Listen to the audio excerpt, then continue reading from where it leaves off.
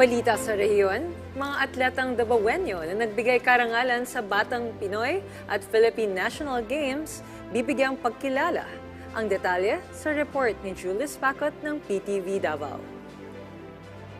Nakatakdang bibigyan ng pagkilala ang mga atletang Dabawenyo na nagbigay karangalan sa isinagawang Batang Pinoy at Philippine National Games na isinagawa sa Metro Manila noong December 2023.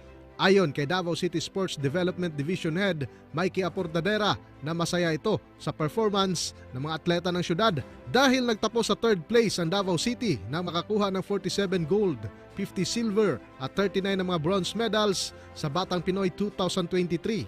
Fourth place naman ang lungsod sa Philippine National Games 2023 matapos makakuha ng 24 na gold, 30 na mga silver at 22 na mga bronze medals. Ang staff already list down no, katong mga athletes nato and coaches to be recognized this year sa 2024. So in addition to that, aside sa Philippine National Games ug sa Batang Pinoy 2023, doon na po tayo mga athletes who competed outside of the Philippines, representing Davao City in particular. Mo po itong i-consider namo na tagaan na mo kaning recognition for 2024. Napag-alaman na nasa 571 ng mga atleta at coaches ang nagrepresenta sa syudad ng Davao sa isinagawang prestigyosong kompetisyon.